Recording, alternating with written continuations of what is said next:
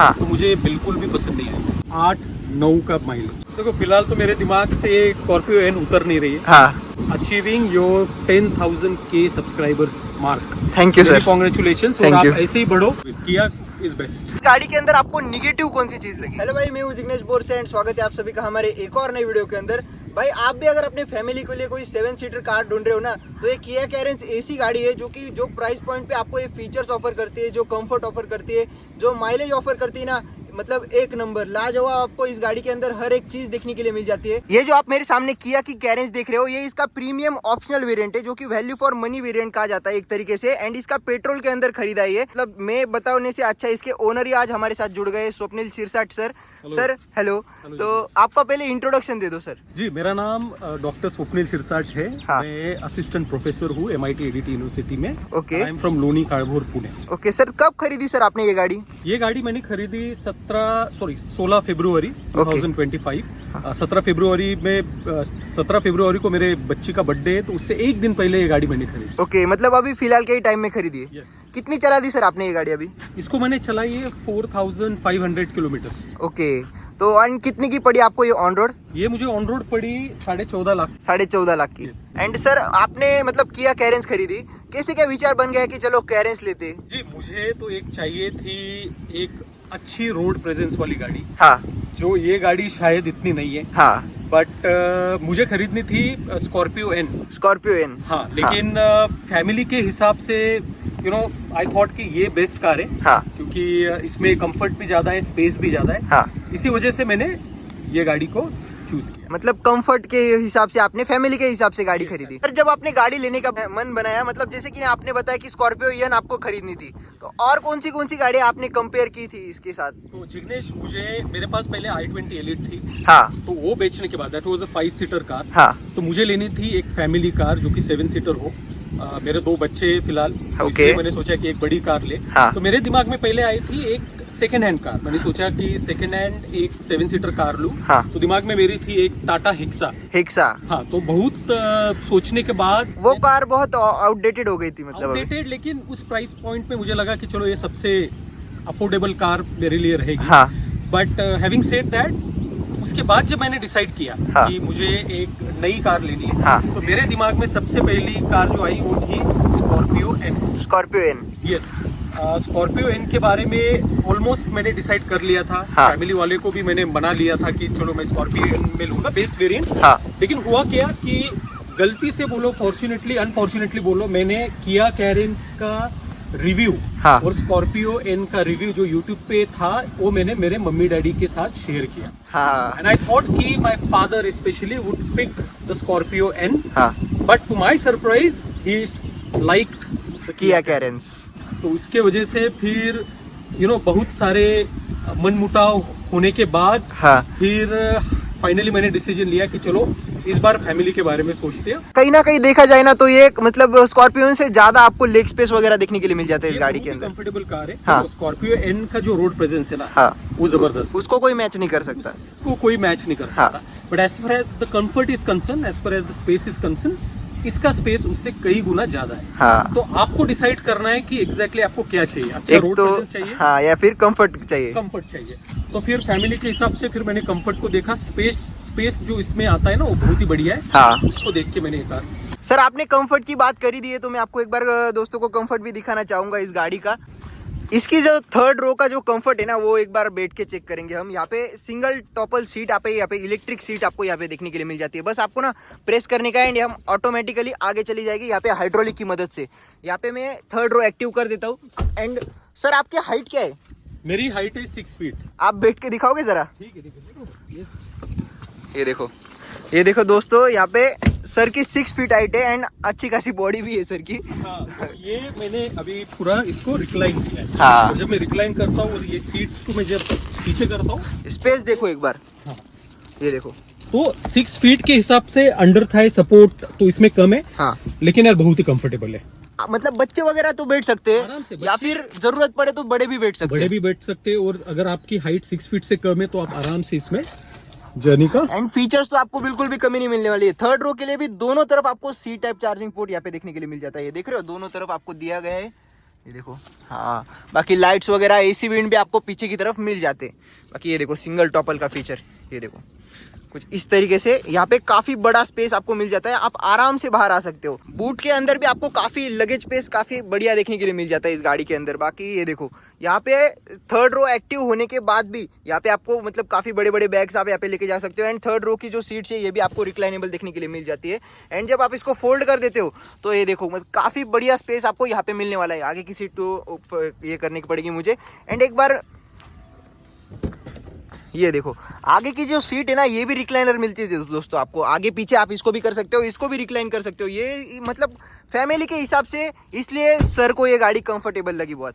जी हाँ, तो जिग्नेश सबसे इम्पोर्टेंट बात जो आपने बताई कि हाँ। इसका जो बूट स्पेस है ना, हाँ। मैं गांव जाता हूँ हमेशा और गांव से आने के वक्त मेरे पास बहुत सारा सामान रहता है हाँ। फैमिली के हिसाब से। हाँ। मेरा गांव है शिरपुर धुलिया। हाँ। तो मुझे जब मैंने कार ली ना तो मुझे लगा कि ये जो दोनों सीट है ये मुझे फोल्ड करनी पड़ेगी। हाँ। लेकिन कभी भी मैं आपको बताता हूँ मैं 2 या 3 बार हाँ। जाके आया मेरे गाँव, लेकिन मुझे इसको फोल्ड करने की जरूरत बिल्कुल नहीं पड़ी। यहाँ पे ही सब बैठ जाता है, बहुत बैठ जाता है। इसके नीचे भी देखो आप काफी ज्यादा यहाँ पे टूल किट वगैरह आप रख सकते हो यहाँ पे। बहुत सारा सामान भी इसमें आ जाता है। हाँ, छोटा मोटा सामान आ जाएगा।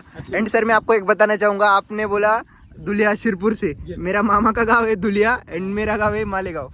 Good good. मैं भी उधर से हूँ। Yes. बाकी तो ये मिडल सीट पे मैं भी अभी बैठा हुआ हूँ। एंड इसको भी आप यहाँ पे आगे पीछे मतलब अपने हिसाब से रिक्लाइन कर सकते हो। बाकी यहाँ पे लेग स्पेस काफी बढ़िया मिल जाता है। यहाँ पे आप ना इसको रिक्लाइन भी कर सकते हो यहाँ से, ये देखना, ये देखो मतलब आराम से बैठ के आप यहाँ पे जर्नी कर सकते हो। मतलब कंफर्ट के हिसाब से एकदम जबरदस्त है ये। बाकी सर मैं यहाँ पे देख पा रहा हूँ आपने यहाँ पे डैश कैम भी लगाया है। Yes yes. मतलब यहाँ पे देख रहे हो रियर के अंदर सर ने यहाँ पे डैश कैम वगैरह इंस्टॉल किया है। फ्रंट के अंदर भी होगा शायद से, ये देखो फ्रंट के अंदर गोप्रो है क्या सर? नहीं गोप्रो नहीं है, डैश कैम ही है क्या? डैश कैम ही है। डैश कैम लगाने का क्या मतलब, सेफ्टी वाइज? सेफ्टी के लिए। हाँ आजकल रोड पे बहुत सारे चीजें घटनाएं होती है। हाँ। तो हमारे पास कुछ तो प्रूफ चाहिए। हाँ। इसके लिए फिर मैंने डैश कैम लगवा लिया। ये जरूरी चीज है यार, मतलब हर किसी को यहाँ पे लगाना चाहिए। एंड मतलब एक्सीडेंट वगैरह होता है ना तो इंडियन मेंटेलिटी के लोग ऐसे जब गाड़ी में से उतरते हैं तो झगड़ा करने के लिए उतरते हैं। तो सर इस गाड़ी को आपने मतलब 14.5 लाख रुपए दिए किया वालों को, आपको इस गाड़ी की ऐसी कोई चीज बताओ कंफर्ट छोड़ के। कंफर्ट तो है ही, मतलब इनोवा के हिसाब का इस गाड़ी के अंदर कंफर्ट मिल जाता है आपको। तो इसको कंफर्ट छोड़ के और कौन सी ऐसी चीज जो आपको पॉजिटिव लगी? तो जिग्नेश कंफर्ट और स्पेस के अलावा हाँ इसके जो सस्पेंशन है ना, हाँ। बहुत ही मुझे अच्छे लगे।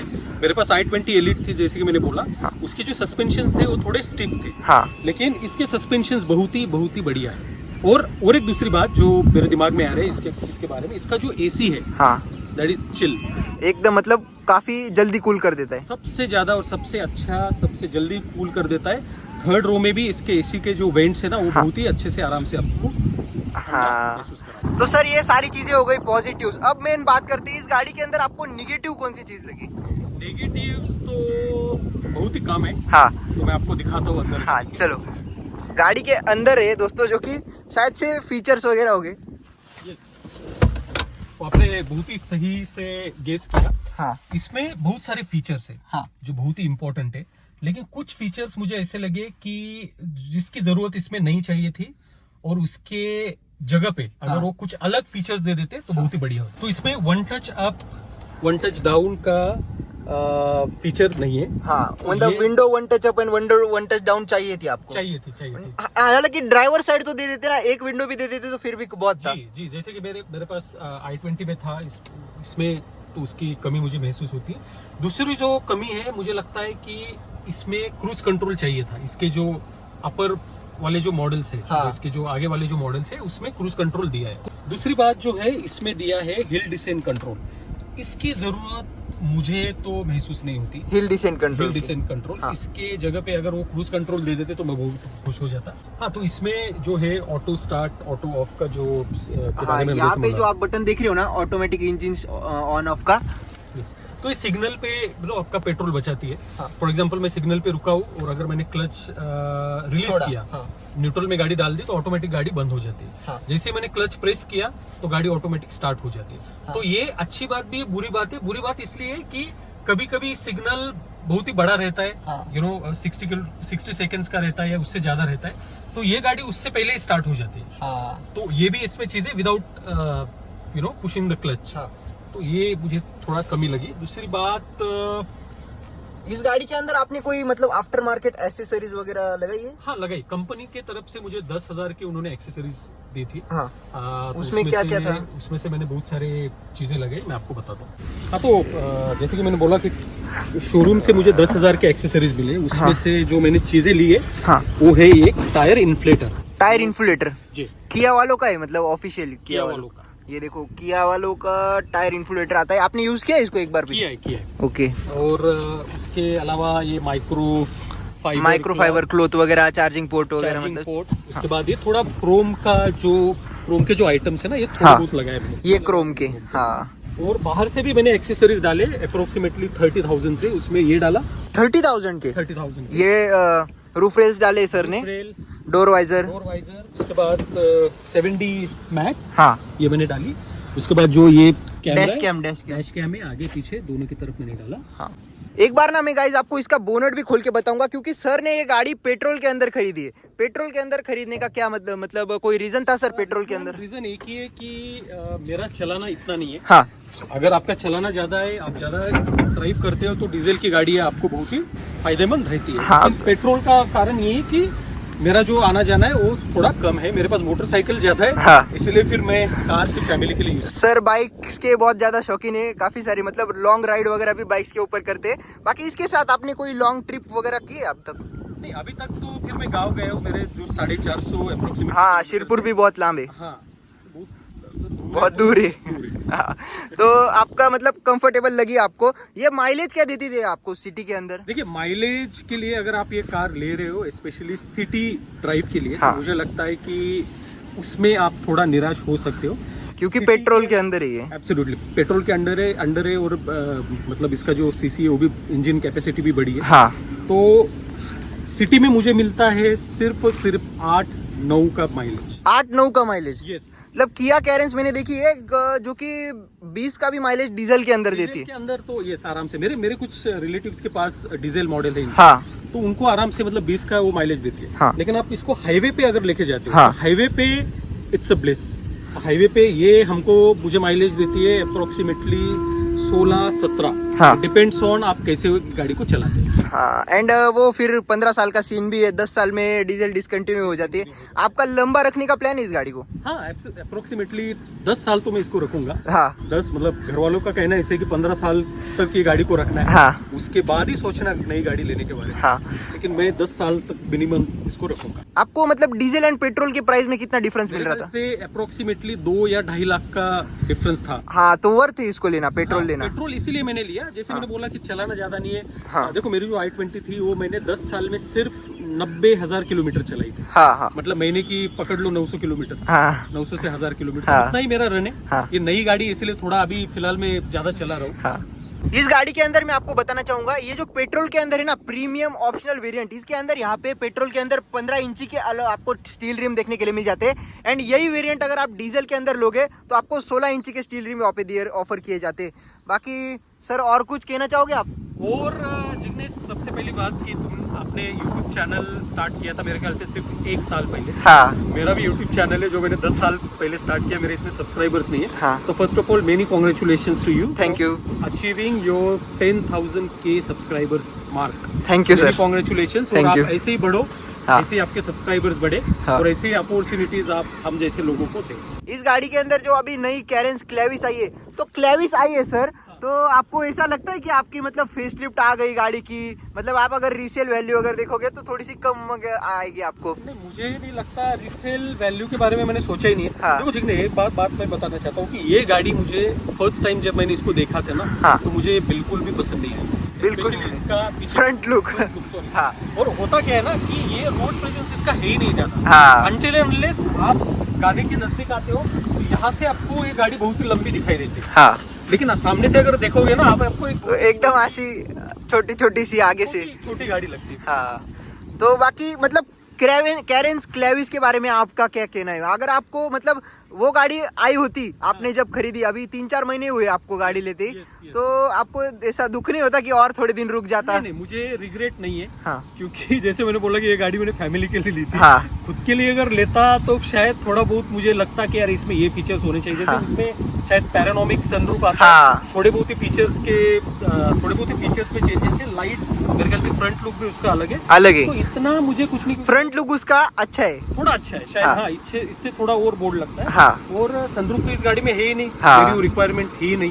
ओके। तो फिर इतना इससे ऊपर अगर आपको कौन सी गाड़ी अपग्रेड करनी है तो इसके बाद कौन सी गाड़ी अपग्रेड करना चाहोगे आप? अभी नेक्स्ट टाइम मैं मेरे फैमिली वालों का नहीं सुनूंगा। हाँ, खुद के मन का सुनोगे। वो भी अगर मैं गाड़ी लूंगा तो मैं एसयूवी सेगमेंट में लूंगा, नहीं तो फिर सिडैन में लूंगा। एसयूवी या फिर सीडैन? सिडैन में लंबी वाली। ओके। एसयूवी में कौन सी लेना चाहोगे?